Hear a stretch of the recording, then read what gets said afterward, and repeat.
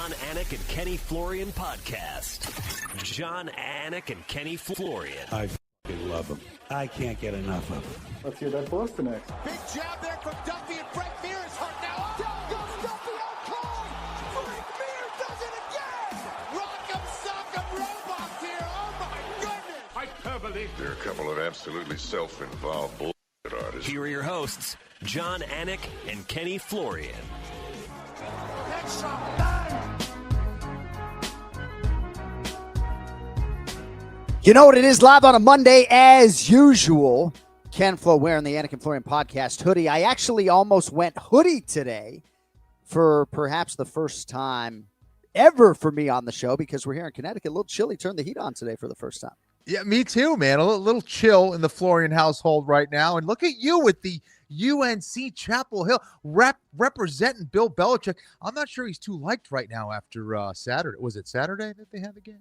Yeah, they're 1-1 now, so okay. pretty good response by the defense over the weekend. Yeah. But, yeah, shirt a little wrinkled today. Nothing we can do about it. It's clean, though. I promise you it's clean. And hopefully everybody out there is fresh and clean. It is Monday, September 8th, 2025, episode 566 of the Anik and Florian podcast. Today's episode brought to you by DraftKings. DraftKings, the crown is yours. Big weekend flow. Canelo versus Crawford, 67,000 plus already confirmed at Allegiant Stadium Saturday night. That is live on Netflix, and most of you pay for Netflix, so you're all systems go and ready to go for Saturday night. I'll miss my UFC comrades. They'll be at Noche UFC. We got a UFC show to recap, but needless to say, Ken Flo, we got a lot of things to get into today. Dude, crazy. So much to talk about. Are you getting nervous, kid? I'm excited. Do you get nervous anymore? You probably don't. Just for the preparation.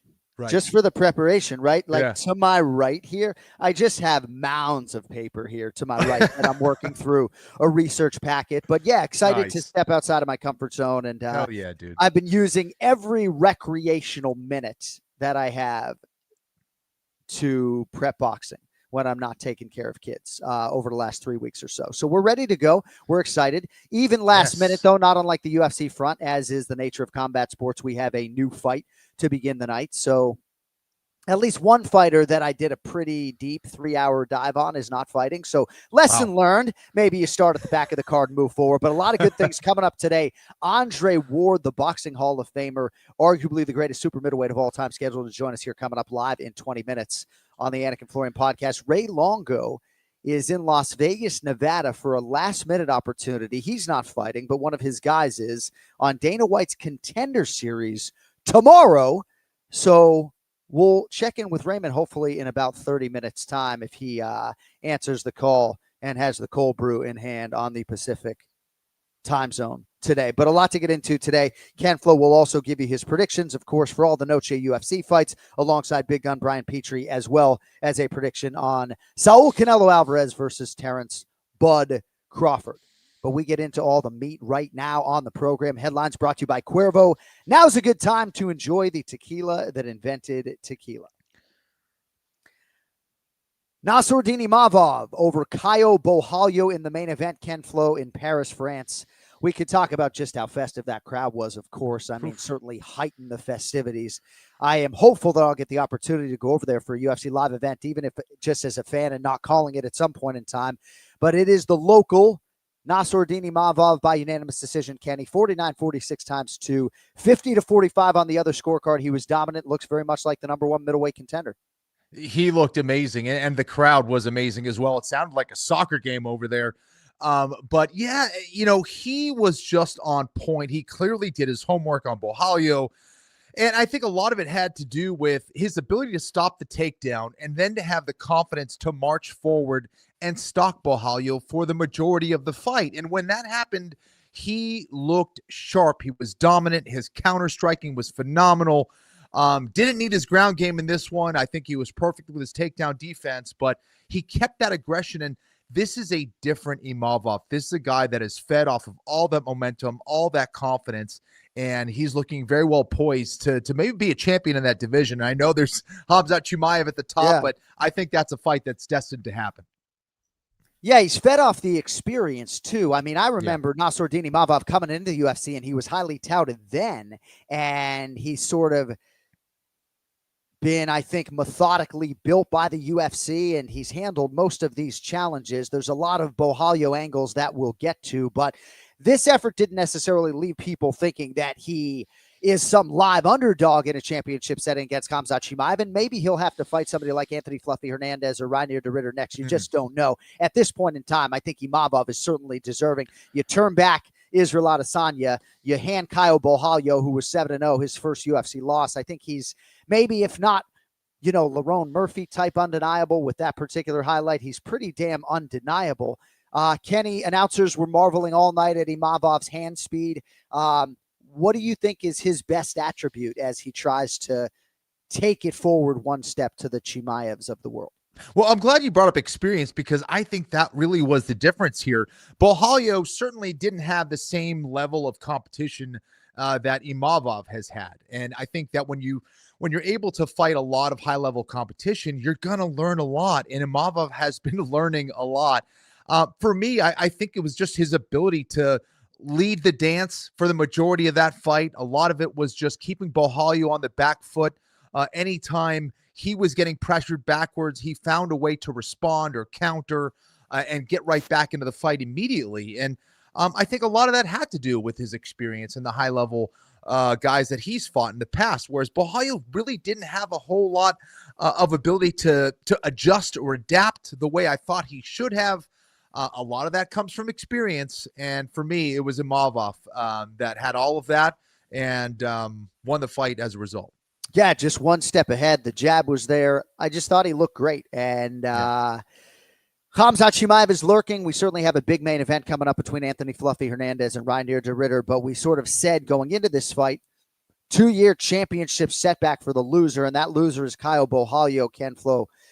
And his teammate, Sean Strickland, had some pretty telling comments on X. I'd like to share those with you and get your response on the other side. And perhaps I should have booked a nutritionist today, because nobody really knows the price that Caio Borralho paid for his decision to weigh in as the backup for the championship fight in Chicago between Khamzat Chimaev and Dricus du Plessis. So here's what Sean Strickland had to say on X. Caio is my buddy, but he's an idiot. He trained with us and was useless. And then he put it in quotations, Strickland did. Me, what's wrong with you? And Caio said, I'm cutting. I'm an alternate. And Sean said, so you're giving up 4 weeks of your camp cutting weight twice while having a fight coming up. Whoever told you to do that, please hit him. It was so frustrating. I wanted to hit him. I didn't say anything because I wanted to keep his spirits up, but he really took some bad advice from someone. That fight wasn't him. It was missing 4 weeks of training, cutting weight twice. And then he said, what do you think happens when you kill your body so much in such a short period of time? Exactly that. So I'd love to get your thoughts as somebody who absolutely thrashed and killed his body several times over to make the weight limit in whatever division, Kenny. What do you think about Borralho's decision and ultimately the price he might have paid? Yeah, I mean, there was something that I think all of us were thinking because as you saw from the fight, Borralho was bigger than Imavov. And Borralho carries a lot of muscle, and to get down to 185 pounds doesn't look like it's easy. I mean, Imavov is a big middleweight. Borralho is absolutely massive. And, I think Strickland, being as real as always, I think his comments are telling. I think that's a lot for a fighter to do. And as a guy who fought at 145 pounds, I shuddered when you kind of recounted that story from Strickland on how Borralho was probably feeling or training leading up to that fight. To do that twice is just miserable for your body. We all know that. A lot of that recovery after the fight is not necessarily for the fight. It's from the training camp and from the weight cut. And gosh, it can take a lot out of you. And not to mention, John, so there's the weight cut. There's also the peaking for the actual event. When you're fighting at an elite level, that makes a difference. If you're kind of coming up in the game and you're looking to kind of just take a fight against whoever, maybe peaking isn't that important. But where you're talking about a main event spot in the UFC against the elite of the division, everything counts. And to do 2 camps in that short amount of time, to do 2 weight cuts in that short amount of time, it's going to be hard to peak, not to mention be physically ready to go out there and fight. So I was hosting a Q&A in whatever country with Corey Sandhagen, and somehow the backup situation came up. It might have even been an interview on the Anik Florian podcast when we had this conversation, but he's not inclined to weigh in as a backup. And now he's getting the championship opportunity. Certainly it's happening quickly against Barab here in a few short weeks, right? But Sandhagen wasn't going to take $250,000 to weigh in as a backup. Now, guys who don't cut a lot of weight for certain divisions, I don't think it's a big deal for them to weigh in as a backup. We've had several guys in these random situations, Anthony Lionheart, Smith, Vicente Luque, miss weight by several pounds as backups. But whatever Kyle Bohalya was paid, say $250,000, just to throw out a number, after taxes, right, is not $250,000. And Right. He's not going to come out right now and take away from Nassourdini Mavov's win by suggesting that the 2 weight cuts in 3 weeks was a wayward decision, perhaps career affecting in a major way. We don't know. He's not going to undercut Imavov's win in that way, but Bohalya has come out and said that he lacked adrenaline on fight night. So I do think it is proper context to add, Kenny. And if so, what are we doing here? What exactly would you say you do here? Right? Well, the good thing is, if there's a positive spin on this, is that Bohalya will get another shot. This isn't one of those losses where it's like, there's no way he's going to be able to build himself back up. However, I'm sure he's questioning the decision at this point was that extra money worth it? Because while I was watching the fight, John, I'm like, when is he going to step on the gas here? He's down 2 rounds and you're kind of waiting for him to kind of get going, and nothing's really happening. And when you get a fighter as good as Imavov, it's going to be hard to get back and adapt and start to land shots. And, while he did that, I thought he won one of the rounds. It just seemed like he didn't have the gas tank to be able to push like he needed to, because that was the way to beat someone like Imavov, was to make it a grind, was to kind of create a certain amount of chaos, especially with your grappling. And it seemed like he did not have the strength to do it. Very interesting fight, and it's always interesting to sort of digest these main event results. But congratulations to Nassourdini Mavov, and we'll see how far he can take it. It's just not the division, at least right now, fourth quarter 2025, where there's great margin for error. But Bohalya is the fucking man. I mean, if you listen to our show last week, he has so much UFC value, just I think intellectually, analytically, and as sort of an ambassador for the fighting nerds, I definitely agree with you that he's going to be heard from. But I think it's a very interesting loss for him to sort of come out the other side of. But congratulations to Nassourdini Mavov. Speaking of interesting losses to come out the other side of, enter Mauricio Hufi. Now, if you enjoyed any part of our roofie conversation last week, RIP on that front, because it's Hufi. Moving forward, it is Mauricio Hufi. We got an email about it. That is neither here nor there, Ken Flo, because Benoit Saint-Denis by face crank at the 256 mark around 2. Dude, I mean, come on. This was one of those, I was so confident heading into this one, John. I was really confident Rufi's going to find the chin of Benoit Saint-Denis. I think his grappling's going to be able to hold up. Although that was the question mark for me, is how good is Rufi or Hufi? So it is it's Hufi. It's Hufi. He wants to go with Hufi. Okay. Yep. So, the question for me was, wouldn't you, if your last name was Rufi, Kenny, wouldn't you go Hufi? Yeah, I probably would. He's like, wait, what is that in the U.S.? Oh, yeah. Yeah. It's I'm going to Hufi, switch that guys. up. Yeah. Sorry. Not to be confused with Huffy, the BMX bike. Right. But I didn't know how good he was on the ground, really. And to me, man, he's got a lot of work to do on the ground. Physically, it's phenomenal. And he was getting away with a lot of things because of his physicality, because of maybe whatever athleticism he has. But from a technical standpoint, he needs to get his grappling in order, especially in regards to the wrestling. The jiu-jitsu as well. But also, Benoit Saint-Denis happens to be very good and very strong. It looked like physically he was much superior to that of Hufi, able to kind of grind him down to the ground repeatedly. And it wasn't like it was the cleanest of technique. Benoit Saint-Denis is very good, but he's not like a technical, precise type master like a BJ Penn or a Ryan Hall or those kind of guys. But he will ragdoll you if you let him. And that's exactly what he did to Hoofy, man. And Hoofy just didn't have an answer. He wasn't able to respond to a lot of that chaos that the Frenchman was bringing in there. So, yeah, he is a problem, man, when he is on, and he landed some early strikes that got Mauricio Hoofy's attention. Yes. Now, Dean Thomas has suggested that Hoofy looked like a man who shortly thereafter, one of those strikes landed, didn't want to be there. And I think the last thing you want to hear as a pro fighter, borderline elite pro fighter, Mauricio Hoofy, from a UFC veteran and one of your peers, so to speak, is that you fought like you didn't want to be in there. Right now, I went to my daughter's cheerleading practice yesterday, and got to be careful as a parent, right? But, you know, most of the team, the cheerleading team, I'm not talking about the football team that got, I think, pasted by Koskov, but some of the cheerleaders didn't necessarily want to be there, you know, and I'm trying to have that message land softly. You know, sometimes my daughter Tatum plays soccer like a bat out of hell, but she certainly wasn't necessarily giving her, I'm just saying it quietly, certainly wasn't giving her all. She's at school, but she wasn't giving her all. And like, how do you tell your kid, like, man, you didn't want to be there yesterday, honey, did you? Right. And what would you say to those who suggest that Hoofy just, you know, didn't channel that inner dog in the moment of this fight against a fellow dog that required it? Interesting, man. I've actually had to have that conversation with my daughter, who's probably too young to hear the conversation, but she has made improvements. Okay.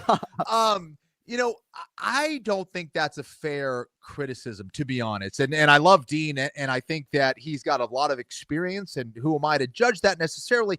However, I think that's a little too easy to say. I think there's a lot that goes into it. First of all, you know, to me, it seemed like he was trying his ass off. If he didn't want to be in there, I would say that he probably would have quit in round one. That's what I would have said. If he just went out and, you know, refused to kind of get out of those grappling positions, if he wasn't trying so hard, you know, to get on top, and he was in some tough positions in round one, and fought out of a lot of tough positions throughout that fight. So I don't think that's a fair criticism, to be honest. I think he was fighting hard. I don't think he had the right tools in his toolbox that he needed to beat someone like Benoit Saint-Denis. And also, there's other factors as well. How was his weight cut? Was he sick? What was the plane ride like? Was he sleeping? Yeah. You know, there's so much at play. It's hard to kind of know exactly what the reason was. But, you know, is Hoofy talented? Absolutely. Did we expect a lot more? 100%. But we also found out some other things about him, that maybe he's got some vulnerabilities in his game. And broad strokes, fighting nerds, forgettable night, of course, for Bohalio and Hoofy. But I would bet on them, Pablo Sucupira and everybody else, turning this thing around. And they have a chance this weekend with Jean Lord Silva against Diego Lopez in the Noche UFC main event. Now, I kept coming across the name Grant Dawson, the most avoided guy in the 155-pound division, earlier this morning in my preparation for Noche UFC. And I guess I say that somewhat tongue-in-cheek, Kenny, but he hasn't competed since January. And Benoit Saint-Denis is ranked right above him, number 13 in the world. Grant Dawson, 14. Hoofy was 15. Perhaps he finds himself unranked here in 24 or 48 hours. What do you do with Benoit Saint-Denis? Because lightweight is so up in the air right now. Islam Makhachev could even factor in this equation with a potential title fight if he beats Jack Della Maddalena and moves back down. So Topuria is the champ. We don't know if it's going to be Arman Tsarukyan, Justin Gaethje, or Paddy Pimblett, who is next for him. We think it's going to come out of that three-headed monster. What do you think for Benoit Saint-Denis at 55 after what you saw this weekend, my man? Well, I was blown away by his performance. I thought it was a great way, you know, to get a win in your hometown, beating a guy that was, you know, had a lot of hype behind him, of course. Yeah. So, you know, I would put him against someone like a Beneil Dariush. Dariush, another fantastic grappler, a guy that, you know, hits hard as well, been around the game for a little bit. You know, I think it makes sense, too. You have Dariush at around 9 right now. Yeah. You know, and so I don't know. I think that's a fight that makes sense. I wouldn't mind watching that one. Yeah, I think that matchup does make a lot of sense, Ken Flo. We'll see what they do with BSD, but he has dealt with a lot of adversity in this UFC career, and I think this was a really responsive win by him, and a win as underdog against a guy that a lot of the pundits like Ken Flo really liked in Mauricio Hoofy. fascinating to see how Hoofy responds, but Benoit Saint-Denis is very much in the mix at 155 pounds, and I think he's used the Poirier experience and others to his advantage as he moves things forward. All right, I want to get into Modestas Bukauskas if I could, because nice guys don't always finish last, Kenny. 4 in a row for the Lithuanian Englishman, Modestas Bukauskas. And this was a fight that on paper he was supposed to win against Paul Berju Craig, who retired after the fact. But I really feel good for Bukauskas to be in this position. Second UFC stint, 4 straight wins. He's going to fight a top 15 guy at light heavyweight. And Modestas Bukauskas got to be a good Monday to be him. This is the one highlight of my picks. He completed the parlay for me. But, I thought he looked great, man. I think Paul Craig actually looked really good as well. I thought, his stand-up was looking sharp. He was doing a good job of trying to keep Bukauskas on the outside. But Bukauskas kept kind of finding a way to get on the inside of his defenses with those blitzing attacks. And that was throwing Paul Craig off. And I think Bukauskas' speed, his athleticism, really in the end was the thing that got Paul Craig. And Paul Craig has excellent size, but he's not maybe the fastest guy in the world. And I think Bukauskas took full advantage of that. And, I've been watching MMA a long time. Very few things kind of get me out of my chair. When I saw that elbow knockout, John, first of all, it was so violent. I was very concerned for Paul Craig, but I got off the couch and I was like, what the hell? That elbow was just nasty. I mean, just could have pummeled Craig's head into the canvas. It was that hard, but it was vicious. And that's the kind of aggression you want to see from a guy, is that when he gets you hurt, he's trying to take you out. Bukauskas, man, it just shows that he's confident. He's been working on his game. He was not afraid to go to the ground with Paul Craig, and he's firing on all cylinders, man.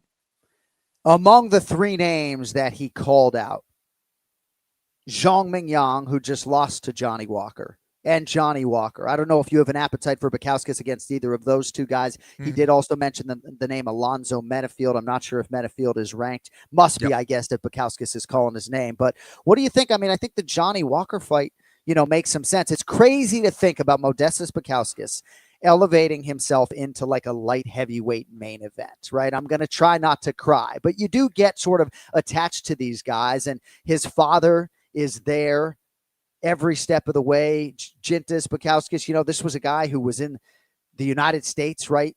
Chasing basketball dreams at one point in time when he trained with John Jones. All right, we're going to table the UFC stuff just for a minute here. It looks like we do have the International Boxing Hall of Famer, at least on the phoner, and if we get video, we'll go to that. But now with us, one of the 3 men in the booth this weekend for Canelo v. Crawford, live on Netflix. 2004 Olympic gold medalist, former super middleweight and light heavyweight world champion, 2021 International Boxing Hall of Fame inductee, and arguably the greatest super middleweight of all time, Andre Ward is with us. My man, it's great to see you. Good morning. How we doing? Fellas, thank you for having me. Happy to be on. I know your time is precious, so we appreciate a few minutes of it, especially during this big fight week. I know you got a lot of irons in the fire as a businessman, as a host, but I'd imagine as a commentator, you were pretty excited when they called your number for a live event of this magnitude. Yeah, it's always a blessing. Been in the game a long time. I've feel like I paid my dues. I think a lot of people feel like I started commentating, post career, but I've really been at it for a very long time. And similar to yourself, man, I take it serious. I really dig deep and on the research and just try to get my mind right. And I approach it like a fight. I want to make sure that I've dotted every I and crossed every T, and I give fans at home, give the company I'm working with and working for everything that they're looking for, and I expect to do the same thing here for this big fight. What's your favorite part about it, Andre? Because you were such a cerebral fighter. I feel like it's an awesome opportunity for you to kind of school people on boxing and kind of what the mentality and preparation is for fighters. The cool thing about commentating for me is, I got the best seat in the house, but I'm not taking no punches. I'm right there, but I'm not quite in the ring. And that continues to fuel me. I think that's helped me in retirement to be that close, but not so close where I'm actually competing. But it is similar to preparing for a fight. There's a preparation stage. There's a lot of pressure. And when that light turns on, that red light turns on and you're live, you have to execute. And it's very similar to my sport. So I look at it that way. I look at life, in that way, just being a former athlete. Everything is kind of through that boxing lens, and commentating is very similar to me. Andre, I love that I have this opportunity to ask you this question because, you have this pristine record. You're a gold medalist in the Olympics for boxing. And, people can look at it and be like, this guy he had it easy. He never really had to deal with any adversity. I'm curious was there a point when you were coming up as a boxer where you're like, I don't know if this is for me? And then I guess my second question would be, what was the fight or what was the experience for you? Maybe it was a training session where you said, I could be a world champion at this. I think early on I had questions. My dad started me out in the sport. Frank Ward, he was a heavyweight in high school. They actually had boxing, in high school. He grew up in San Bruno, California, and he was telling me about sort of his rivals and just the boxing part of it. And I was a baseball player at that time, and I got into it because my dad did it, and it just the first 6 months was just rough. Nonito Donaire, who's a Hall of Fame great world champion. I came up in the gym with him and his brother Glenn Donaire. A lot of people don't know about his brother, but his brother, we were the same size, but he was much older than me. Hit very hard, and I was like the first guy I had to really overcome for my dad to say, okay, he can do this. And it was just rough, man. And my dad would look at Verge and say, I don't know if he has it. Verge said, give him some time, give him some time. And I started to overcome Glenn, and I started to, break even. And then I started to kind of dominate at one point in time. And that's when I knew that I belong here. And then I had my first national title win 6 months after that. And that was kind of like it for me, where I said, okay, I can do this. And it just kind of grew from there, man. And then, in terms of like, even the pro game, like you gotta answer the call, but then you gotta answer it again, and you never can really rest until you retire. But the Super Six was that moment for me where it was confirmed again that I belong at this level. There's a lot of naysayers, there's supporters, and you just learn to cut through that and get the job done. But once you actually like win that first world title, get that monkey off your back, you prove to yourself that, man, I belong here at this level, and I'm thankful I lasted as long as I did. Andre Ward with us live on the Anik Florian podcast. Strongly urge you to check out the documentary. We actually, Kenny and I know the director, Rachel Newbeck. It was fantastic. I watched it on my last flight. SOG, the Book of War documentary.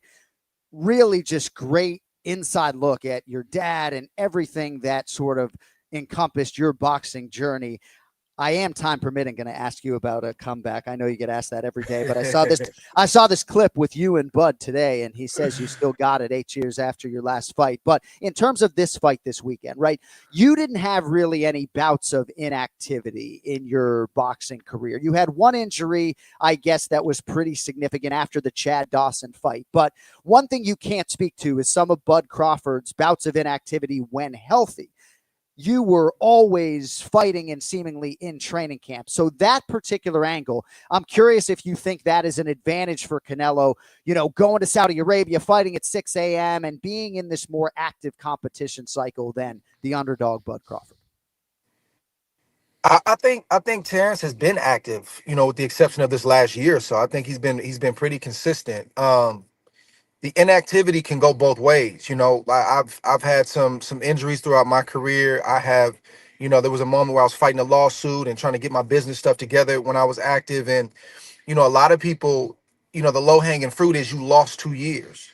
And I look at it like I gained 2 years. Like I'm not taking any serious punishment, but I'm also not abusing my body. I don't drink, I don't smoke, and I'm in the gym and I'm staying consistent on my craft, and I'm trying to find a way to get back.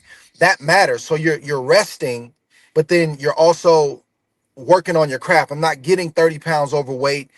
I'm not living the party life and then saying, oh, here's a fight now after 2 years. Let me try to get myself together. That's a huge difference. So I think where Terrence is in his career right now, he's got miles on the odometer. I don't think that he's, like an old fighter, so to speak, but he'll be 38, I think, shortly after this fight. Right. For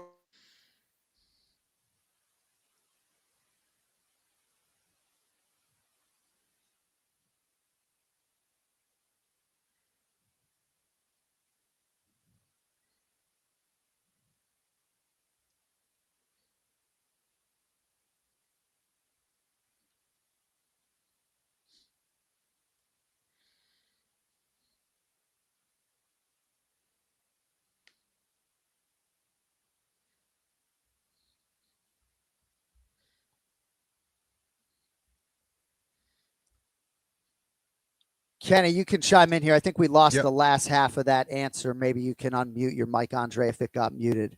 Ken Flo, you want to get one more in here before we let this man go? Yes. I'm not sure if he can hear. Can you hear us, Andre? Okay. Maybe we have to get you back in. We can't hear you for some reason. All right, we can try to get him back in, Cody, if you want to, in the back. No. But if not, Okay. all right. So He might get back to us. it's there's so many different angles, right? The angle of the fight that's going to be most talked about is going to be the weight, right? And I think you're going to have people that maybe lean a lot into the images of Terrence Bud Crawford looking completely yoked right now as he moves up to 168. You got me, champ? Yeah, still on mute, Code, man. Still not hearing him. Technology. Shoot. Well, we thank him nonetheless. So I'm really excited to work with this man. And when it was brought to my attention that he was going to be the third man in the broadcast booth, people were like, dude, you're going to love working with him because he leads the league in preparation. You can already tell. All right, final attempt. I got nothing. Oh, no. I love you. Oh, wait, I heard something. Hello. Yeah, there we go. You got me? Yes, we got you. Let me finish this point real quick. Now, I was saying that, we'll see September 13th about the layoff versus Canelo being active. It's not always a given. You got to look at where these guys are in their careers. At 37, 38, Terrence Crawford needed that. He needed that rest. Yeah. That may have given him, refreshed him for this big camp that he just had, and then for the fight September 13th. So we'll see. It's not always a given. One guy's been active, one guy's been off. It remains to be seen, but it's definitely a fair point, and it's another variable that goes into this matchup. Well, it's good to see your face, my man. And I'm just saying, right, like Turkey Al Sheikh was not in the game in 2017 when you walked away. And I just feel like it's not at all out of the realm of possibility. My informed speculation is that there could be some $50 million burger thrown your way. And I'm just saying, so I know you're in shape, and I think your kids and everybody else will be really excited if we got one more. And I know Bud Crawford's all in too. So crazier things have happened. There it is. Hey, thank you, I'll see you Wednesday, man. Thanks for a few minutes. Appreciate you, brother. Thank you, man. Thank you. Andre SOG Ward. You can follow him on Instagram at Andre SOG Ward. The documentary, All the Smoke Fight podcast, 2023 memoir, Killing the Image. But yeah, it is interesting, right? Because Bud Crawford was talking with Andre Ward about his own retirement and the stage of Bud's career. This was a conversation that happened about 13 months ago. And Bud said when he retires, he's done. And then Andre said, well, what if $100 million got thrown away? And then Bud said, then I unretire. You know what I mean? Right. So, $100 million to show, like Kenny Florian is in the pool immediately, the drug testing pool. You know what I mean? So I feel John, like money talks. Yeah. Well, you're a smart guy. You know how competitive fighters are, right? And it's like, there's the competition of it, and then there's the opportunities. And now, the opportunities are plentiful right now with everything that's going on, both in boxing and MMA. And yeah, it's exciting stuff, man. I should have been born a little bit later, buddy. I'm telling you. One thing that I did want to get to with Andre that we did not get to. So Joseph Morales, who just won the Ultimate Fighter at flyweight, is a jiu-jitsu coach at Sacramento State, where Andre Ward is the general manager now of Sac State Boxing. So Combat U, and Uriah Faber's involved, the first university-backed combat sports program in the country. And the Sacramento State Jiu-Jitsu players trained for the National Collegiate Grapplers Association or National Collegiate Grappling Association. I think there are actually competitions. And I know we touched on this briefly a couple weeks ago, but Ken Flo, I mean, as a jiu-jitsu guy, right? The fact that Andre Ward is the general manager of Sac State Boxing, you got a UFC fighter coaching jiu-jitsu and a university-backed combat sports program, it's nice to think about where we might be in 25 years if we got that right now. It's so cool, man. So much has changed. And the fact that, we could potentially have this league of universities, competing against each other all over the country with grappling teams. And again, it just gives them so much more opportunity, man. So I love it, man. It would have been cool to have the Boston College Brazilian Jiu-Jitsu, right? Well, I don't think it's too late. I mean, Keith Florian's in the area. You're not going to get Canelo back in Massachusetts 300 days a year. But no, I do think that it is something that is cool and good for Andre and Joseph and all the people giving back, because they're probably not getting rich doing it. All right, I want to touch on a few other things. UFC Fight Night, Imavov v. Bohalio related. We'll then get to Ray Longo and spin it forward to Noche UFC. Also talk some boxing at the tail end of the program as well. Mason Jones, man. I'm a big Mason Jones fan, and when he tells you, like, spin me around in Qatar and I'll finish another guy, like, makes you as a promoter want to do just that. What'd you make of Mason Jones's win? I mean, and how about his unwillingness to take the easy route? He was like, yeah, you know what? I know I can take you down and finish you, but I'm just going to try to make this exciting and trade with you on the feet because I know the fans would love it. And he goes out and delivers action-packed fights every single time. He had a scary round one. He was in trouble there, but did a great job of surviving off his back, defended extremely well, in my opinion, got back to his feet, and just reset. And to me, it looked like Oki was exhausted after that and couldn't believe that Mason survived that onslaught. And then it was Jones's turn to take over, started landing some awesome shots on the feet, started integrating takedowns and ground and pound and submission attacks. And it was his full mixed martial arts arsenal that was just superior. And I thought it was an awesome performance. And again, another part of my parlay that I was super excited about. Yeah. But it was awesome, man. He's a stud. Jones is a stud. I love watching him fight. I think he's the poster boy for why I say lightweight's the best division in the UFC. Yes. Right? Because this, John. Isn't Mason Jones, the Welshman, a real problem for a lot of people on any given Saturday night? I mean, find me an easy out. And there's not a lot of easy outs in most of these divisions, I think, involving the men, 125 through whatever. But find me, well, like, who's the easiest out at 55? And how many lightweights are there exactly? I know there aren't a lot of heavyweights. You see what Ante D'Elia did to Marcin Tybura? Tom Aspinall said he couldn't possibly be happier for his Croatian teammate. They got something going on there, Aspinall BJJ team, huh? Yeah, absolutely, man. D'Elia's good, dude. He's been around for a long time. Yeah, you know? yeah. Oh, yeah. So, all right, I have to get to this. Kawe Fernandez by leg kicks over Harry Hardwick. Did you see this? I did not. I missed it. Dude, I was going to pick Fernandez to win that fight, his original opponent, of course, but he's really good, man. He's really good. He's one of those Novo União guys who knows how to kick, just like Jose Aldo did back in the day, man. He's good, man. I might have Cody chase the video Joe Rogan Experience style right now because, bro, Harry Hardwick, and this is a man who I believe pined for a UFC career at a Q&A on a microphone, former Cage Warriors champion, if I'm not mistaken. He left on a wheelchair, Kenny. I mean, he got his legs completely shattered. I mean, Far Jack Jenkins is proud somewhere. I feel like there has to be some sort of fracture in there. The guy could barely stand up both legs at the end of the fight. Visually spectacular. I know it can be a hard visual, right? But some of us MMA fans really do enjoy the blood and some of the trauma. Remember the DC fighter shirt, Trauma MMA, TRAU MMA. But Kenny, this was particularly traumatic for Mr. Hardwick. Courtesy like the damage tattoo. Dude, okay, here we go. Well, I think if there's one thing that people are most curious about, it's not, can I take a punch to the jaw and all that stuff? What you should be asking is, can I even take a leg kick in MMA? Oh, geez, poor guy. Can you even take a leg kick in MMA? That's maybe the better question.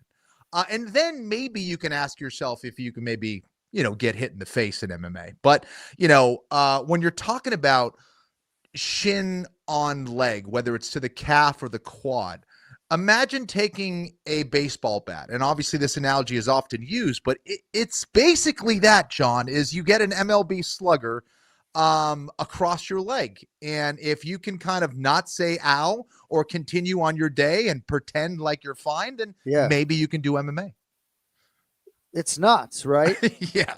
I have never taken one other than like a 20% offering from a fighter, right? Yeah. But I think it's Danny Chavez who's dying to give me one at 50%. So maybe we'll give him the opportunity at some Don't do it. Don't do it, John. All right, back to the combat sports conversation, about 60 seconds. But you know what it is this weekend? 2 pound-for-pound greats. One ring, one night, Canelo versus Crawford. The fight we've all been waiting for is nearly upon us. And DraftKings Sportsbook is your all-access pass to the action from the opening bell to the final scorecard. DraftKings delivers fight night thrills with odds-on knockouts, total rounds, method of victory, and so much more. So as of this taping, as Ken Flo well knows, Canelo Alvarez is the betting favorite, minus 180. Comeback on Bud Crawford, plus 145. Lines and odds are subject to change, but a lot of different betting angles from which to attack this fight. And if you are new to DraftKings, you can bet just $5 and get $200 in bonus bets instantly. Also, don't forget, football continues to be back this Sunday, so the action does not stop after the fight. Download the DraftKings Sportsbook app and use code AFPOD. That's code AFPOD to get $200 in bonus bets when you bet just $5. In partnership with DraftKings, the crown is yours. Gambling problem? Call 1-800-GAMBLER. In New York, call 877-8-HOPE-NY or text HOPE-NY. In Connecticut, help is available for problem gambling. Call 888-789-7777 or visit ccpg.org. Please play responsibly. On behalf of Boot Hill Casino and Resort in Kansas, 21 plus, age and eligibility varies by jurisdiction. Fees may apply in Illinois. Void in Ontario. Bonus bets expire 7 days after issuance. For additional terms and responsible gaming resources, see dkng.co/audio. See, I start talking about the blood in MMA and I slash open my finger with a pen. Oh, jeez. All right. I got a few other items that I will get to here as we potentially await Ray Longo. We don't even know the name of the guy who got plucked from his gym to compete on Dana White's Contender Series. And part of the reason we did not have our crack staff research it is because we want to see if Longo knows the name of the fighter that he has emergently flown to Las Vegas to corner. So, in terms of the lightweight division, I don't want to spend more than 60 seconds on this. Who do you think is going to get tabbed for that title fight? Arman Tsarukyan, Justin Gaethje, or Paddy Pimblett? I don't care if your response is less than 5 seconds, but it seems as though the Topuria camp has quickly turned back rumors and reports that Gaethje has the inside track. Yeah, I'm going to say Tsarukyan. I know that's not the most popular fight or will sell the most, but I think that's the best fight you can make. If Paddy Pimblett doesn't get the title fight, I think perhaps you can surmise that Dana White just doesn't think he has enough wins, that he needs to get one more win. And I think it might just be as simple as that. I think Gaethje's going to get the fight. We'll see what happens. I see him hitting pads instead of golf balls. Well, he's that happy medium between both of those because everybody loves watching Justin Gaethje fight. A lot of people know who he is. Of course, he's a big star. And yeah, I also think he'll be a more exciting fight in some ways than Paddy Pimblett. So, or a more competitive fight. So maybe he's that happy medium that the UFC goes with.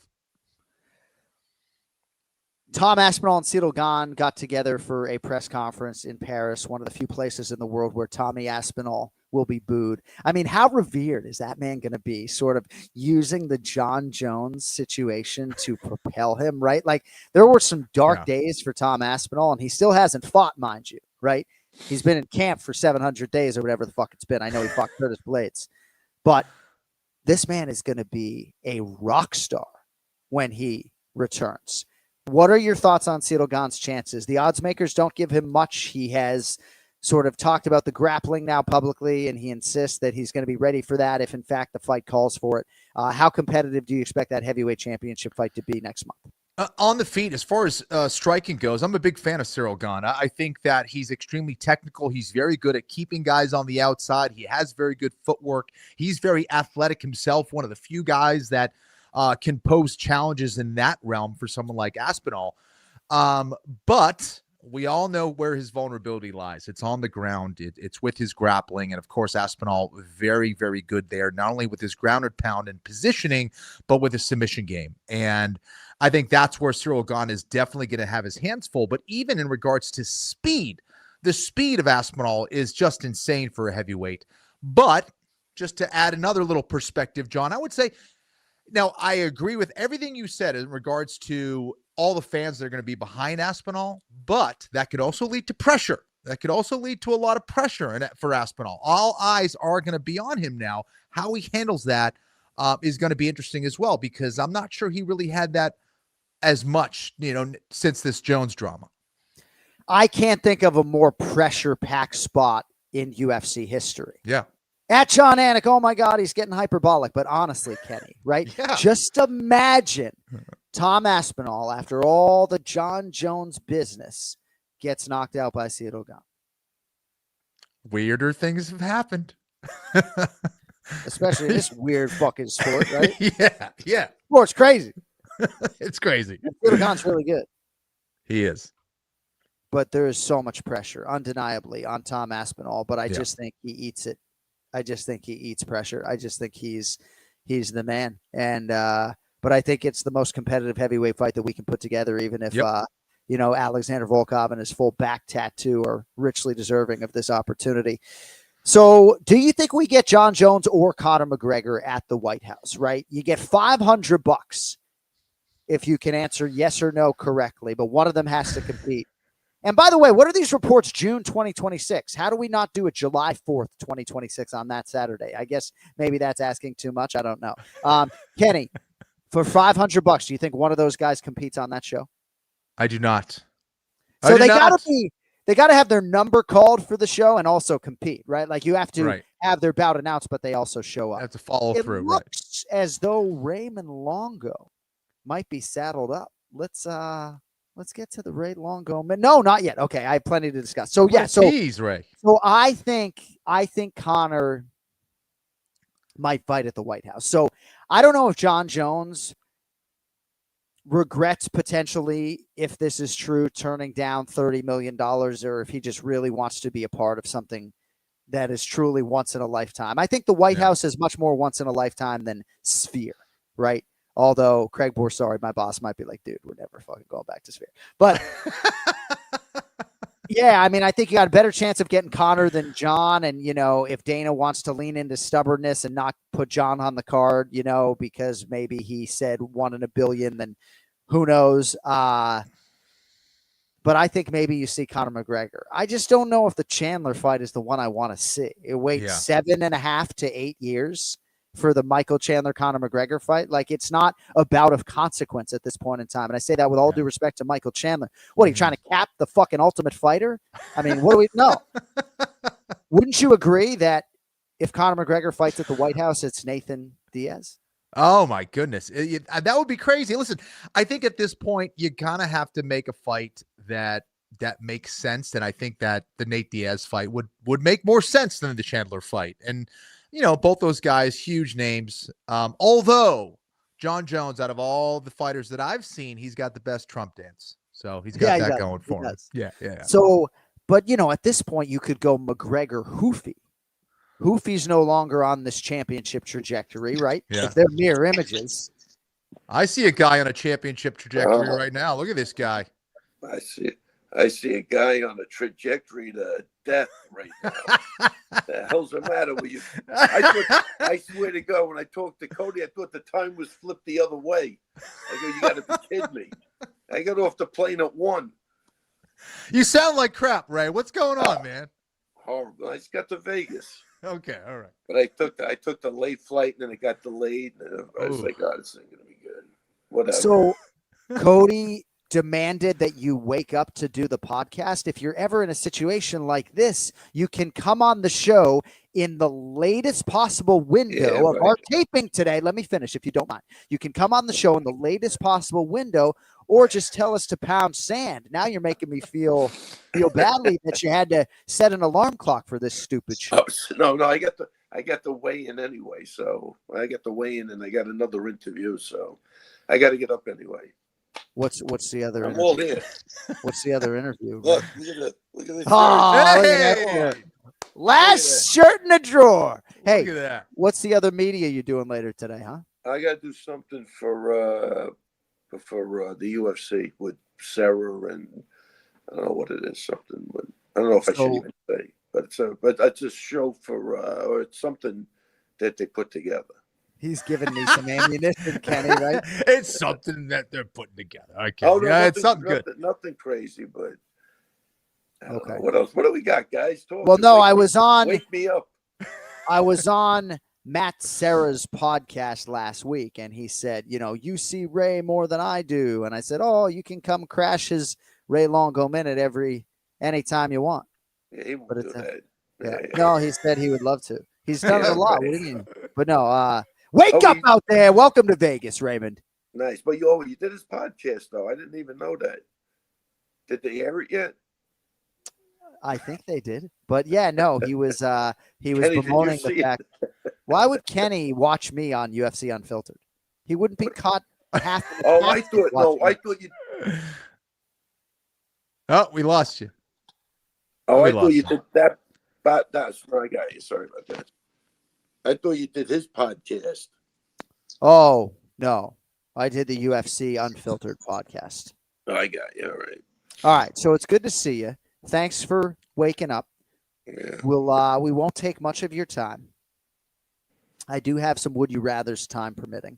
But I would like to begin, if I could, with the UFC Fight Night in Paris.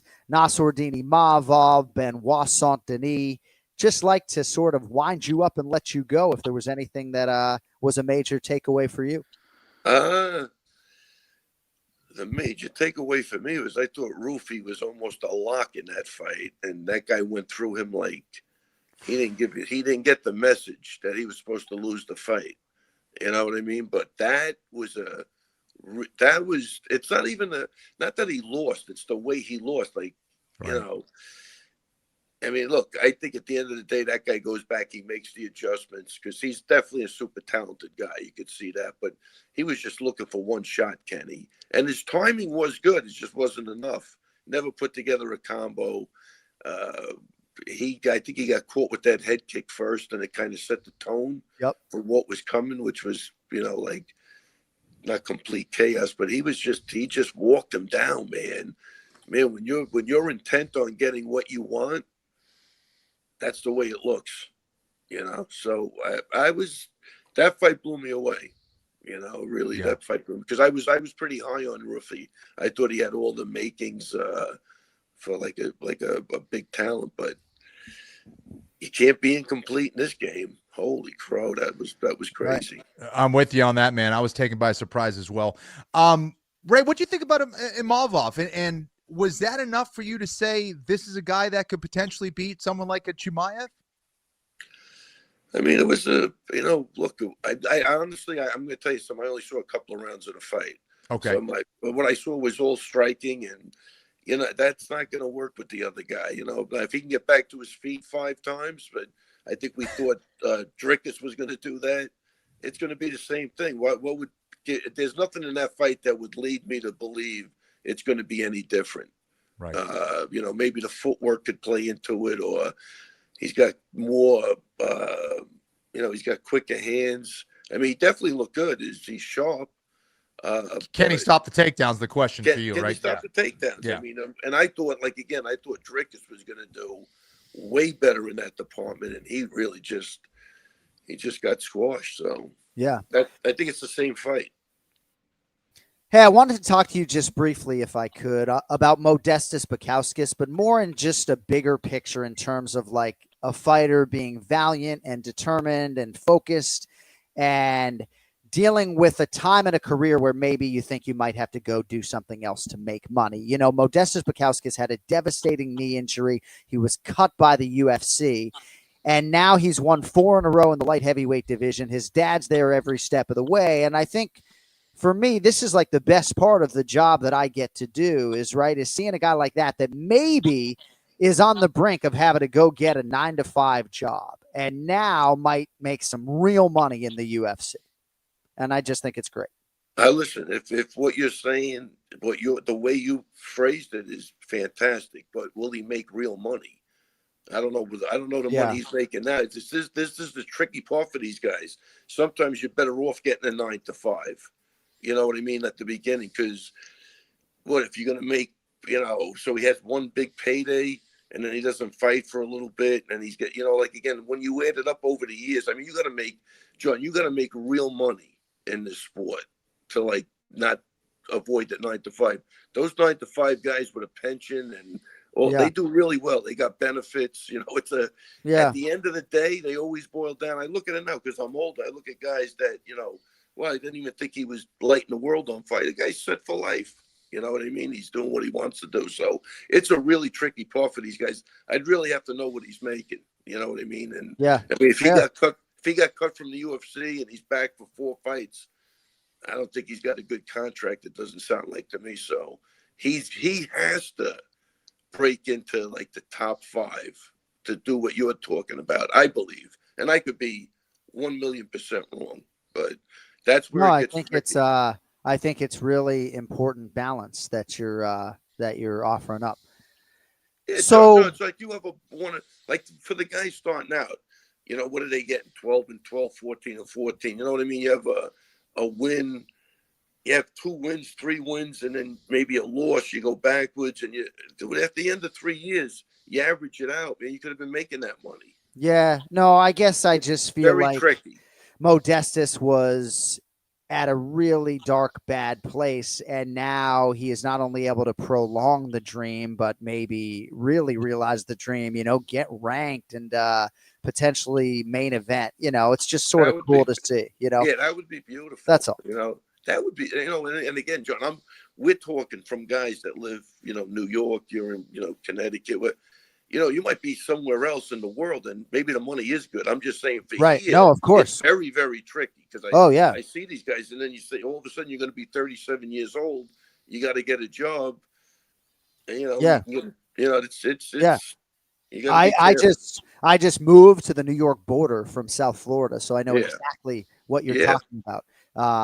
Everything is more expensive, and I'm not just talking about the taxes. My goodness, what was I thinking? Moving up. I tell you, the taxes, John. Let me tell you that, John. Like my paycheck is a lot less.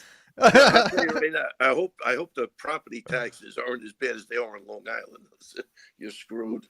Well, I do live in Connecticut, and I think maybe we got a low mill rate. I don't know. Anyway, I'd like to get to a few other items if I can. So Frankie Edgar is returning to combat sports. He's going to take on Jimmy Rivera, bare knuckle boxing. And there are a couple different things to this, right? Now, Frankie Edgar's lovely wife, Renee, I love her, although she almost got me in trouble because she asked for my credential once and I gave it to her. And Joe Williams, our great security guy, was ready to kill me.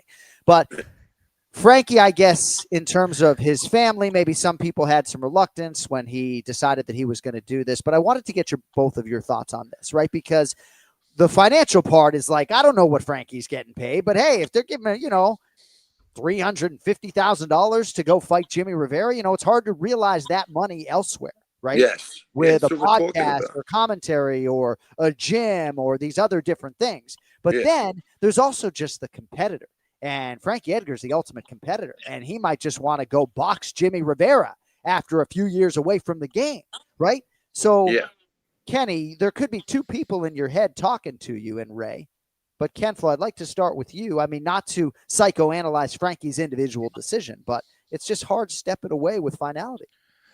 It is, especially if things didn't end exactly the way you wanted to, right? So you have the 2 things that we talked about earlier when you were talking to Andre Ward. There's the money, the opportunity of making money when you maybe haven't made that same amount of money for a couple of years. That sounds enticing. And of course, there's the competitive fire within you to say, well, I've had some time off. I'm seeing things a little differently. I have a different perspective. I'm feeling fresh. I feel good again. What if I went out there and did just one more and ended it on a good note, right? And that's always the alluring problem with these fight opportunities is I can just give me one more. I want to undo what happened maybe in my last fight or do something a little bit better. And I hope it goes great for Frankie. Frankie is awesome. But for me, this guy has proven himself, 10 times over. He has nothing left to prove. If it's for money, if it's to kind of maybe satisfy one last go for some competitive spirit, and God bless him. That's awesome. I just hope he doesn't get hurt. Yeah, 1,000,000%. Listen, I'm almost going to say I'm surprised this didn't happen sooner because Frankie's such a competitive guy that I'm glad he was able to stay out this long. So, maybe a one-off at this point. He's back with Mark. I think that's a great story.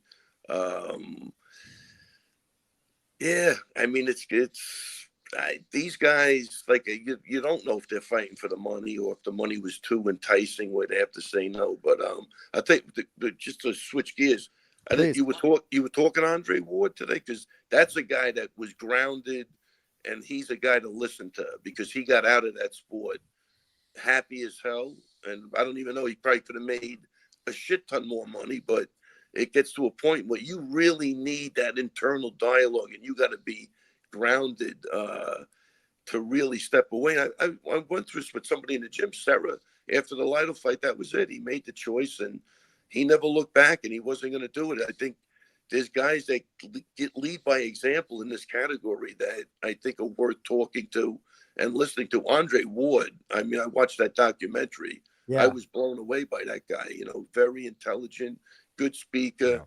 Yeah. Again, it's what do you have a healthy relationship with money? That's the key. And you nailed it. You absolutely nailed it. Yeah, that's the problem. I deal with a lot of people. I don't know, man. I mean, I'm with Kenny. I'd like to see him do it. If it's a competitive thing, get in. Don't get hurt. At least he knows Jimmy Rivera. But Jimmy, I don't think is as beat up as Frankie was when he got out. And Jimmy can box.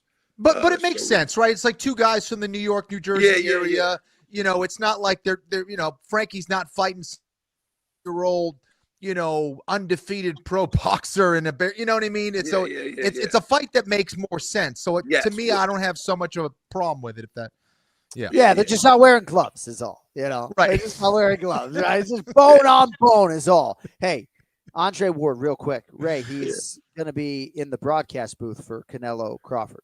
Oh, beautiful. Really good. And you want to talk about leaving money on the table, right? I mean, he left tens of millions on the table, and he has recently mentioned the name Anthony Joshua.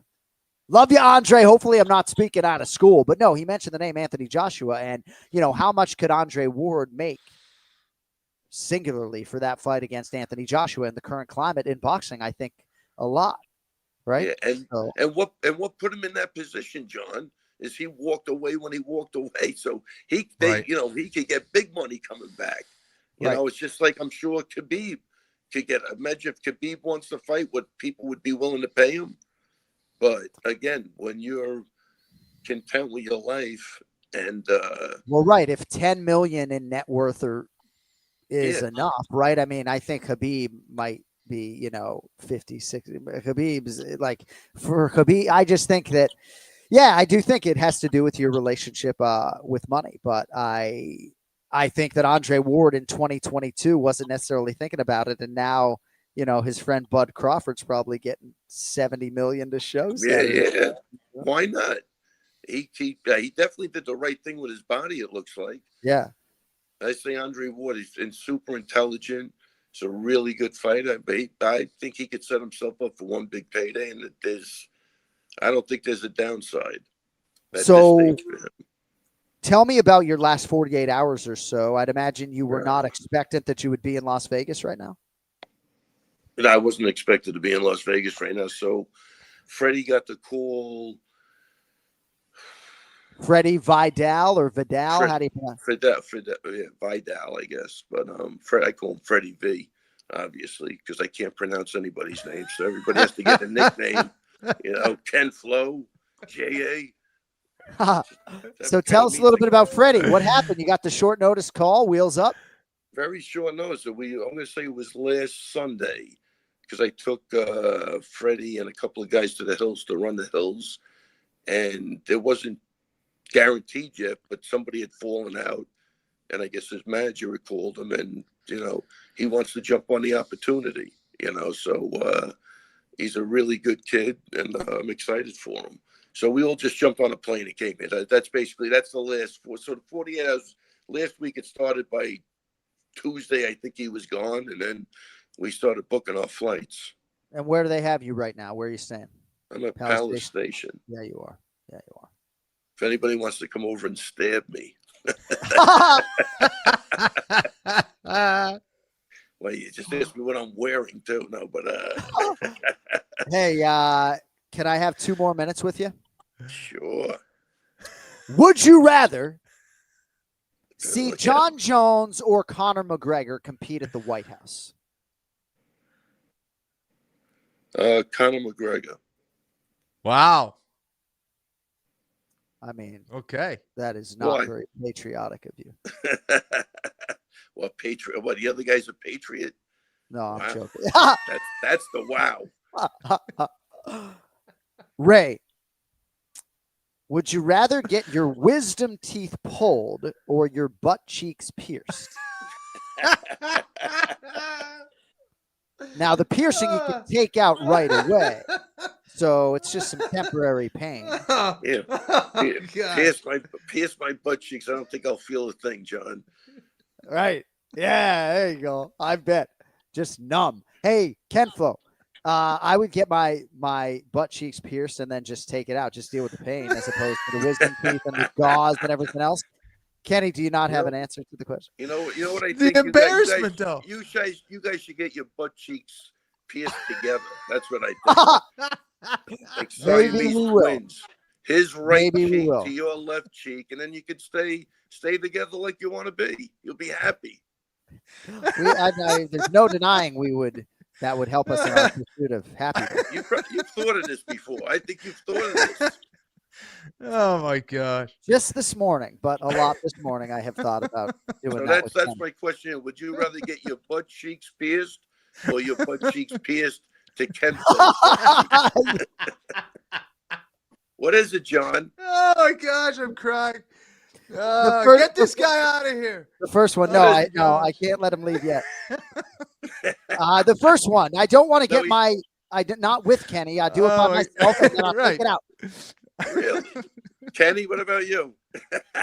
Yeah, I think that's a solo mission right there. I think that's a solo mission. Yeah. All right, real quick. Just check and make sure you guys wouldn't fall under the pressure. All right. I got 3 more quick questions, okay? Oh, my God. Man. Great. Well, no, the last one's going to be Canelo Alvarez, Bud Crawford. Who do you like, okay? So, but first, would you rather be controlled by a mantis shrimp for a day and be forced to watch him make stupid shrimp decisions on your behalf, or be the most wanted pirate on all the 7 seas for a month in the 1700s? Wow. Oh, man. I like the pirate thing, man. Let's go.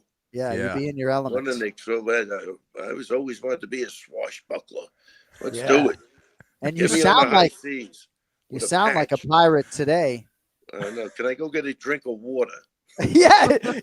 Who do you like? Canelo Alvarez is the 2-1 favorite or so against Bud Crawford. Who wins the mega fight? I got to go with the bigger guy. I'm going with Canelo. And then John Lord Silva, Diego Lopez, featherweight main event, Noche UFC, San Antonio, Texas. Who do you love? I'm going to say, it's funny. I'm going to say John Silva, right? But after watching what happened, right, guys could be switching game plans. I don't know, but I'm going to go with. Here's the interesting part, just from watching Rufi. Definitely, they're both one-punch snipers, right? They wait, and they're accurate. Even Rufi, even though he lost, when you saw he tried in with the up elbow, his timing was perfect. It just wasn't enough to stop him, and then the guy would grab him, and then there was no plan B. You know what I mean? So Silva's the same way.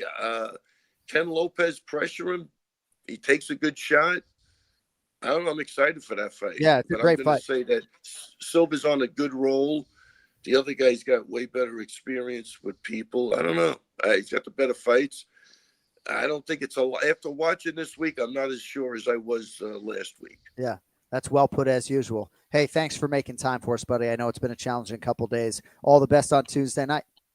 Awesome. Thanks, guys. And I'm sorry I was a little parched. Go get some water. Rest up, Ray.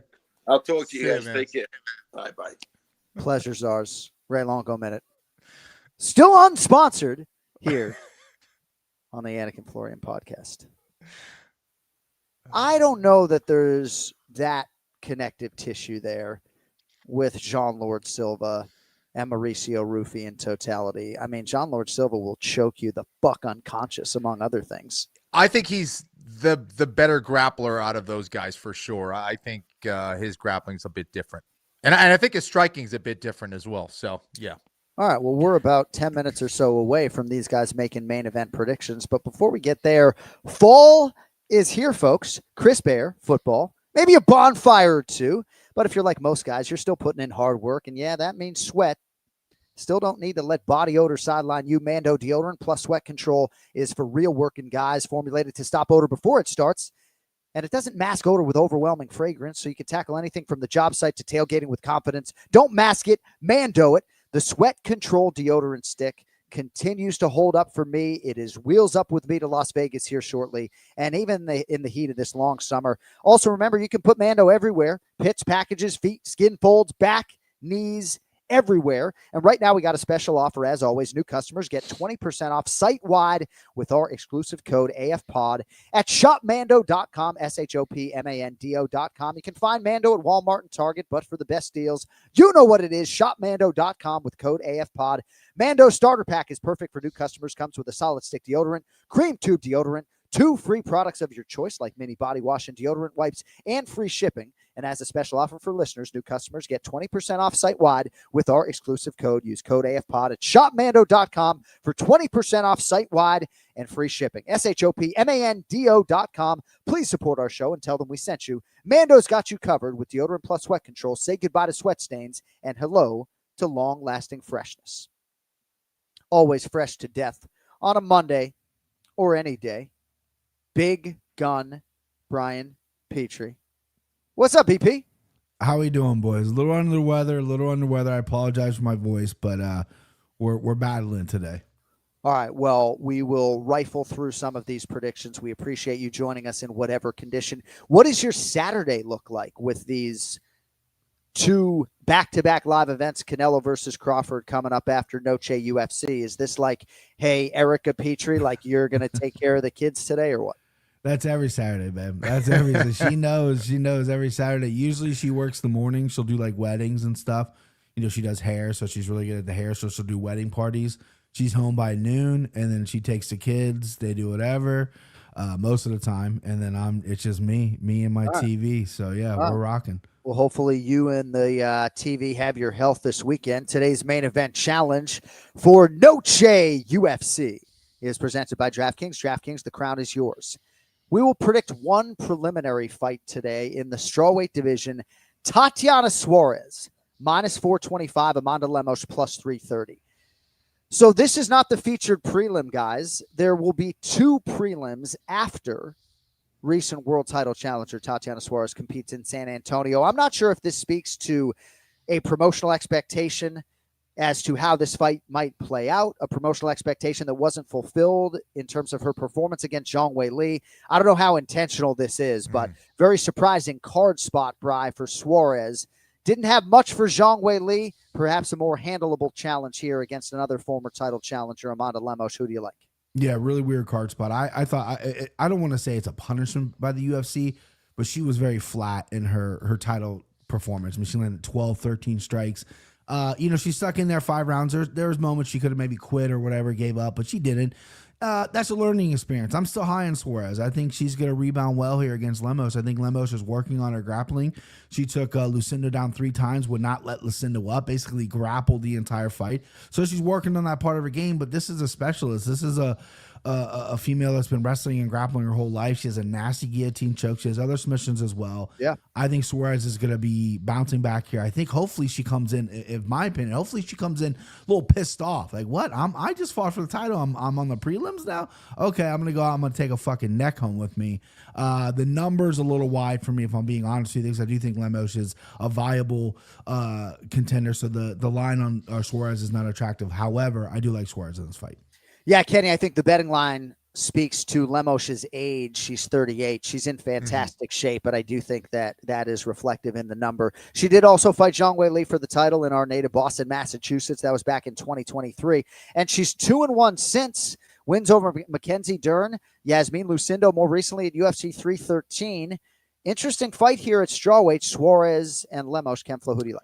Yeah, it is. I think a lot of it comes down to what Suarez we see and how she bounces back off of this loss. You know, is this a fight where she is now not very confident with her takedown ability, maybe unsure of what to do, you know, maybe a little more hesitant on the feet based on what happened in her last fight? Or does she come out pissed off, like Brian was saying, and very motivated and looking to kind of erase what happened? I think we'll see Suarez back. I think she's, a woman who knows how to come back from adversity. I think we'll see her very sharp. And, although Lemos isn't too bad on the ground herself, I think she's most dangerous when she gets top position. When she's on her back, though, she'll throw up some submissions, but she's not the most dangerous from that position, and certainly not against someone like Suarez. So I like Suarez in this spot. I think Suarez is going to use her wrestling to utilize ground and pound. I'm not sure she gets a finish, but I'm pretty sure she gets the win here. All right, let us get to the Noche UFC main card. Now, Alexander Hernandez finished Chase Hooper on August 16th. 4 weeks later, getting back in there in his native San Antonio. DraftKings Sportsbook doesn't have the betting line out as yet, but it looks as though Hernandez is going to be about minus 150 and Diego Ferreira plus 120. So, quick turn, as you know, for the Great Ape Hernandez Bry, a graduate of the University of Texas at San Antonio. Would be a huge career moment for him, right? If he can put a capstone on this winning streak 4 in a row and do it at home.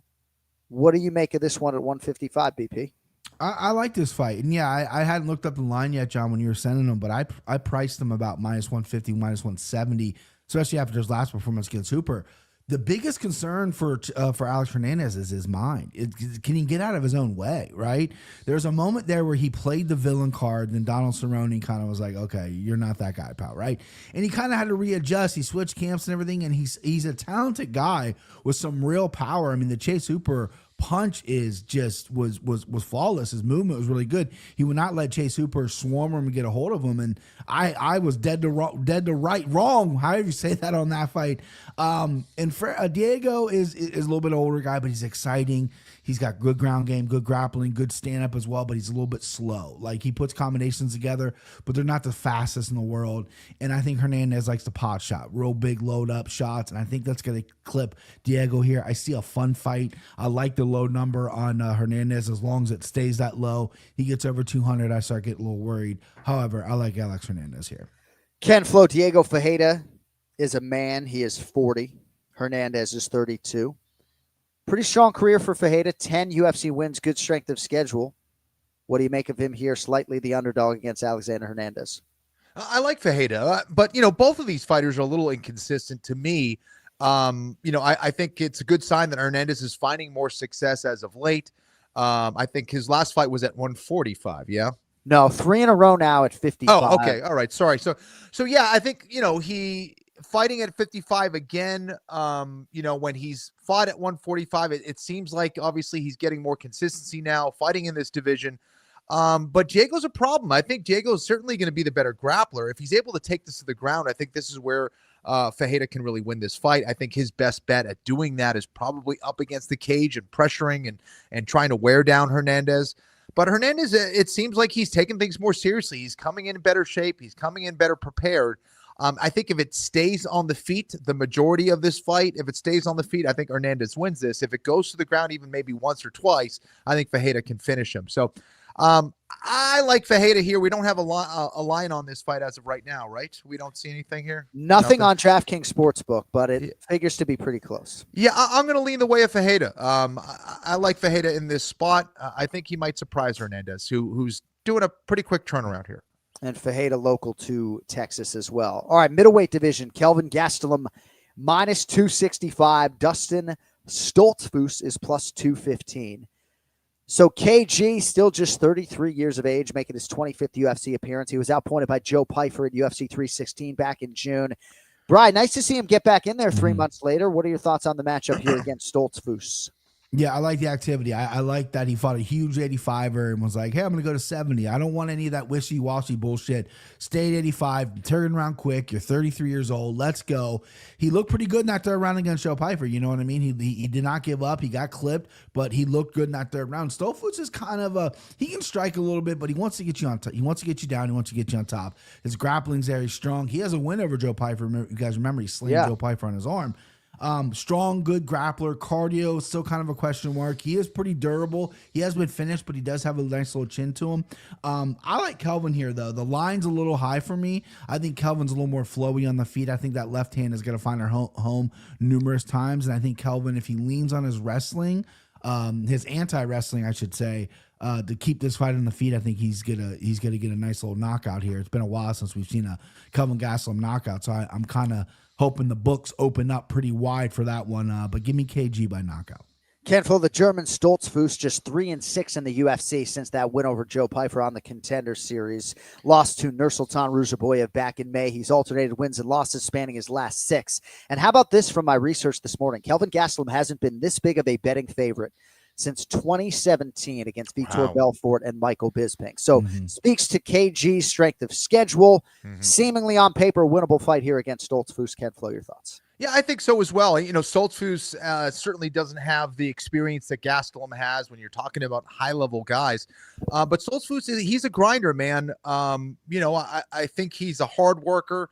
But as far as his striking, I think that's where he's going to have some problems, especially if he can't put Gastelum on his back and keep him there. I think this is a good fight for Kelvin to kind of get back in there, get a win. I think Kelvin's going to be the better striker. I think as far as grappling skill, I think they're about even. You know, Kelvin might be the better wrestler as well. So, yeah, I think this will be a good fight for Kelvin to get a win. Yep.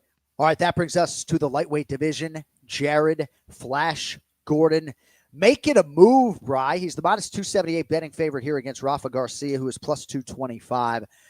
So Gordon is 37. I was texting with him yesterday, says he's never been in a better place mentally, physically, emotionally going into a fight. I think age with him really is just a number. He's in the best form of his career. I think the betting action sort of reflects that sentiment. The number continues to rise. What do you make of this one here, 155 BP? Yeah, there's always that saying, you learn more from a loss than you do from a win sometimes. Listen, no one's learned more from a loss than a Patty fight. You know, a lot of people can argue that he didn't lose. He's been on fire. Besides the weird King Green, headbutt situation, he's won his last two or three fights, but 2 of them by knockout. Like, he's finding himself. He's finding his power. He's finding what kind of fighter he wants to be. Earlier in his career, I know he had a lot of out of the cage stuff, which he openly talks about. He was a grappler. He was, a cardio guy. He was this, he was that. Now he's really finding what kind of fighter he is, and I love that about him. I know he's 37, but I like that he's finding it, and he's no easy out with anybody in this division. I love the line number on him. I thought we were going to get him higher. Javi Garcia, I think his only way to win here is to really grapple Jared Gordon. Easier said than done. I know he trains with Cub Swanson. He's apparently very physically strong. I just don't think he stands with them on the feet. I don't think he can compete with them on the ground and in the cardio aspect as well. And Rafa Garcia is tough as nails, so I don't think Jared Gordon's going to get another knockout here, but I think he's just going to outpace him, outwork him, get a decision win. He's going to look very clean in this fight, and I think only bigger fights for the future for Jared Gordon. Nicely done, Bry. Kenny, I really think the rub here was nailed by BP, right? Just the power advantage for Jared Gordon. He's putting people away now, and that is the focus. Rafa Garcia hasn't had a lot of finishes. What do you make of this one here, Jared? About a 3-1 favorite right now on DraftKings Sportsbook. Yeah, I think Jared's putting people away because he's putting things together. I think that he's getting confident now. He understands the game a lot more. And this is a guy that has had to really look at some of those losses, those close losses, and said, what do I need to do differently? And to keep your confidence going after some of those close losses can be difficult for a guy who's a professional athlete. But, Gordon is tough as nails. He's a smart guy who's made the proper adjustments, and I think he's well poised to win this fight. Now, I think that Rafa Garcia is a really good fighter as well. I think he's really tough. You can't just write him off. I think he's going to be dangerous, but I think this is Gordon's fight to lose. I like Jared in this spot a lot. All right, right back to Ken Flo to lead us off on the co-main event at bantamweight. Fighting out of Woburn, Leominster, Massachusetts. Rob Font was minus 225 when I first got the betting line against David Martinez, who was plus 175. That was a DraftKings Sportsbook line. But hold on a second, folks. Rob Font now minus 148. And the Dr. David Martinez is plus 124. An affirmative nod there from Ken Flo. Yeah, because Martinez is good, right? So Font was going to face Raul Rosas Jr. in this spot. And Rob Font, to his credit, has had a lot of high-profile opponents pull out of fights. Dominic Cruz, Raul Rosas Jr., and he's still an absolute savage and still an elite guy at this stage of his career, still a top 9 guy. But Martinez had a scintillating UFC debut. I think he deserves the opportunity. Kenny, what do you have for us on the co-main? Font's a stud, and he's a stud for taking this fight against Martinez, who is really tough, man. You know, if you go back and look at a lot of his wins, even outside the UFC, like he knows how to lead or lure somebody in and land a big shot, and that's exactly what he did in his UFC debut. And he's precise, he's fast, he's athletic, clearly smart. And I think this is a really dangerous fight for Rob Font, and I can see why the line has come down a lot. You know, when I was looking at it at minus 225, I was like, I don't know if I can touch that.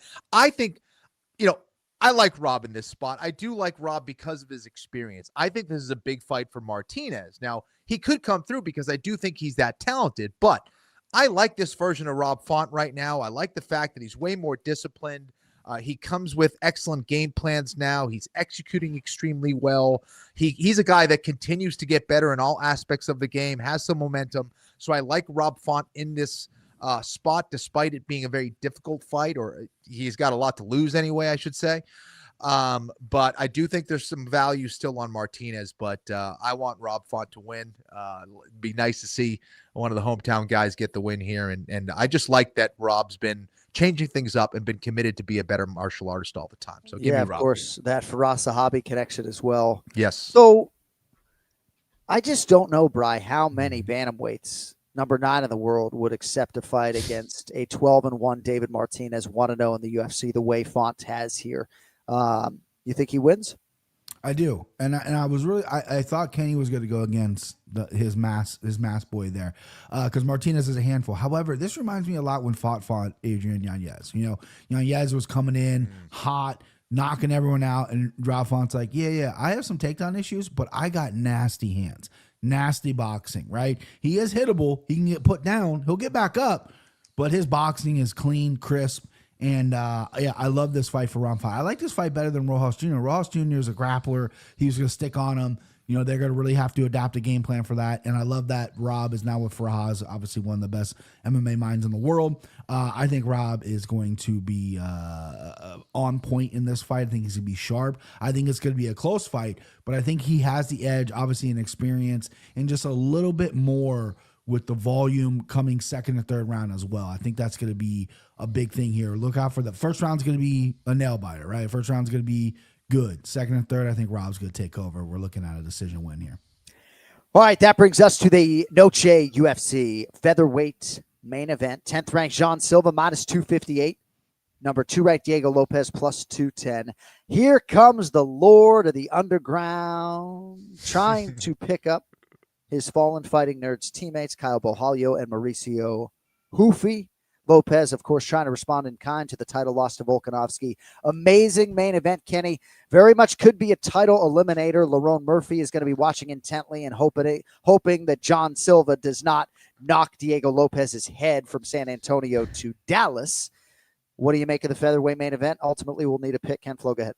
Oh, amazing main event. I like both these guys and the way that they fight. They're both extremely aggressive. They go about it in 2 different ways, however. I think Lopez, you know, he will utilize his grappling a lot to be successful and to win rounds. John Silva, not as much, but he can grapple. Make no mistake about it. He knows how to stop takedowns. He also knows how to make you pay if he gets on top with his ground and pound. How good is he off of his back, however? I don't know. I think he's got a great guillotine, and he's pretty good at getting back to his feet. But Diego Lopez knows how to control extremely well. This is a very good Brazilian Jiu-Jitsu black belt. So Silva definitely has to mind his P's and Q's on the ground. But he's going to be best suited to keep this fight on the feet. I think he's the cleaner striker. I think he's, from a counter-striking perspective, this is where he can make Lopez pay. Similar to Terrence Crawford, I think John Silva makes you pay when you punch. He knows how to counterpunch extremely well. And I think he's going to try to use Lopez's aggression against him. However, If Lopez is feinting a lot, if he's utilizing his jab, if he's keeping John Silva guessing, that's got to be his approach. And that's where Lopez can win this fight. I've been kind of going back and forth a little bit on this one, especially given the fact that, the Fighting Nerds didn't have a great, weekend. But I like John Silva. I think he's the truth. I think this is a guy that could fight for the belt. And if he's able to defeat Lopez, especially by finish, man, I think he gets that next shot for sure. So give me Jean-Lord Silva. Jean-Lord Silva got up to as high as minus 305, minus 258 right now. Diego Lopez plus 210. BP, who do you like in the main event? Yeah, great breakdown by Kenny. I don't have too much to add to that. I really think Lopez does have an advantage on the ground, although John Silva does have a nasty grip, a nasty choke. He's hard to hold down. He's also just so carefree on the stand-up. He just doesn't give a fuck. He'll just throw. He's got a great chin. He's obviously trusts his power.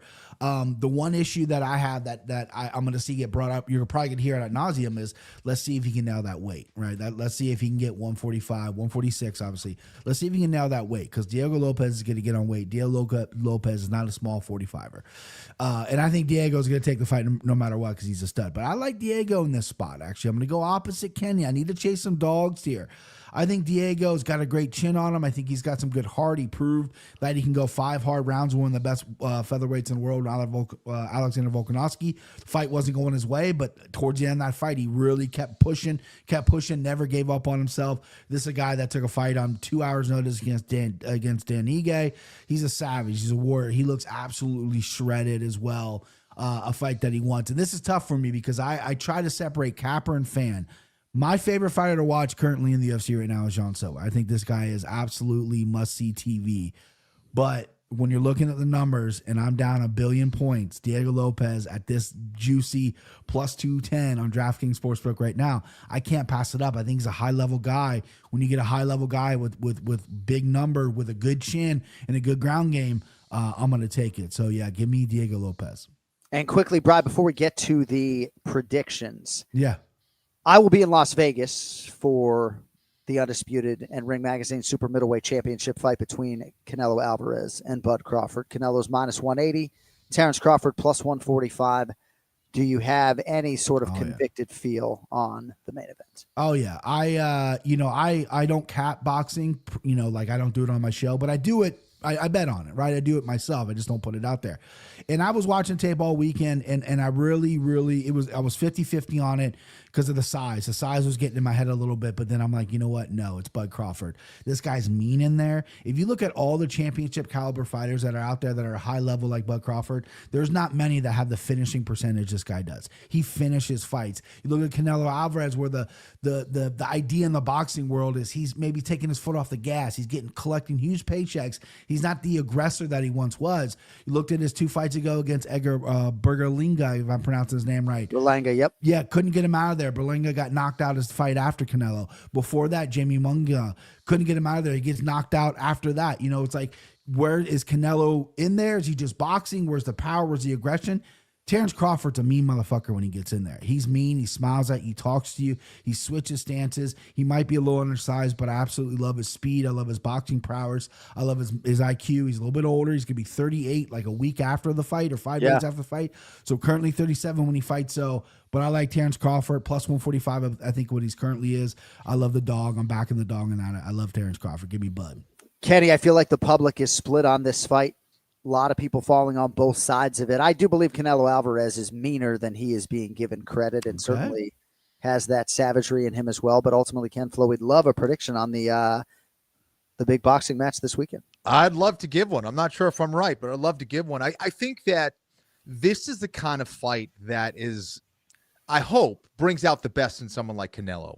And he's going to have to be at his best if he wants to beat someone like Terrence Crawford, because Crawford is so damn smart when he fights. The problem is, and the good thing is, he goes out to fight Terrence, and he figures you out, and then he starts to pick you apart. But in doing that, he gets off to some slow starts sometimes. Can he get off to a slow start and still beat someone like Canelo, who also happens to be a very smart boxer as well? I don't know. That's going to be interesting to me. So, and again, for Canelo, does he get up for this one? Is he out there to try to hurt you and take you out and really build his legacy up that much more? Or is he going out there for just yet another paycheck? I don't know. He says he wants to retire at 37. He does know that he's got a couple more years left. He's got to make the most out of that.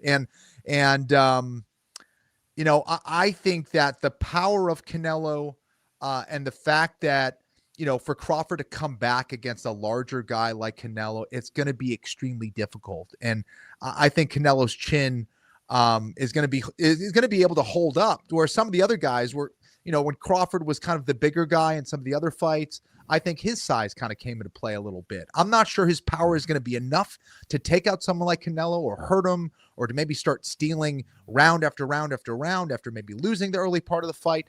But he is a brilliant boxer. But I like Canelo here as the younger guy, as the bigger guy. Give me Cinnamon. Nicely done. Really nicely done. I appreciate the extra handicapping out of you guys. One thing left to do. Place your bets. Brought to you by JohnAnik.com and KennyFlorian.com, where you can get 15% off your entire merchandise order with promo code One More Sleep. All right, a little bit of a forgettable week at the window for you guys because of Mauricio Hoofy. Ken Flo did hit, though, a $200 two-leg parlay. Mason Jones and Modestas Bukowskis gave $800 back on Hoofy.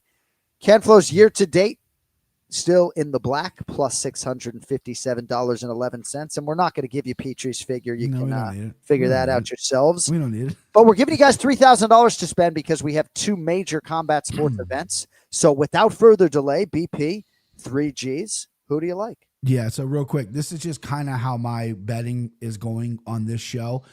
There's 13 fights on Saturday. I went 12-1 on my predictions. The only one I got was Roofy. Wrong, I got Roofy. I made a killing, almost a career day for me. But in our game, I picked Roofy as a parlay. That's what gambling is. So I just wanted to give a quick little brag there. I've never did a 13 or 14-0, whatever the fight card is. I've never went undefeated before. I went 12-1, so I was almost there. Wow. Listen, short and sweet.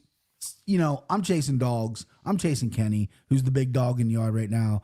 Give me 1,500 on Diego Lopez. Give me 1,500 on Terrence Crawford. Let's call it a fucking day. Let's go. I like it. Let's go. As a straight wager guy myself, I really like it. $1,500 on Diego Lopez at plus 210. $1,500 on Terrence Bud Crawford at plus 145. Ken Flo, the floor is yours. I'm going to be a basic bitch here. $1,000 on Gastelum. $1,000 on Milord, John Silva. It's going to get interesting if I lose that one. And give me $1K on Mr. Cinnamon. On Canelo, let's go. Outstanding. I love that you guys are on different sides of that. All right, BP, feel better, my man. Hopefully you're well enough to do the MMA Takes podcast later. You got a parting shot? Yeah, last thing. I want to apologize to the audience for my low energy day. Usually I try to bring it.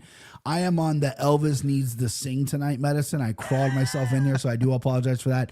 Secondly, John, I know you've called every big, UFC there is, and this is just another testament of what you're going to do and how great you are. This is an extension of your greatness, calling boxing. I know you're going to kill it, my man. I'll be tuned in. Just have fun with it. Be yourself, and you're going to absolutely murder it in the boxing world. It's going to be like, oh, shit, John Anik's a fucking man. In case they don't listen, I know there's a lot of boxing fans that actually don't cross over. So just kill it and have fun, my guy. Thank you, buddy. That's good advice, and I always appreciate having you in my corner, and I think you know that. Our chief handicapper, Brian Petrie. Brian Petrie. Get better, buddy. Thank you, buddy. Enjoy the show, and hope you guys enjoyed the show. Thanks to our producer, Cody Merrill. Thanks to Jason Anik. Thanks to our guests, the Hall of Famer, Andre, son of God, Ward, the future Hall of Famer, Ray Longo, Brian Petrie, as you just heard, and we will be right back with you next Monday. I'll be live in Las Vegas, so I'm going to watch the Noche UFC show on Sunday with football, and then we'll be live with you next Monday. We will recap Canelo versus Crawford and also, of course, Noche UFC. With that, for the great Kenny Florian, I'm John Anik. Thanks for watching and listening. We'll talk to you next Monday. Until then, go later. Kenny Florian, I got him, baby. We did it. I love this shit.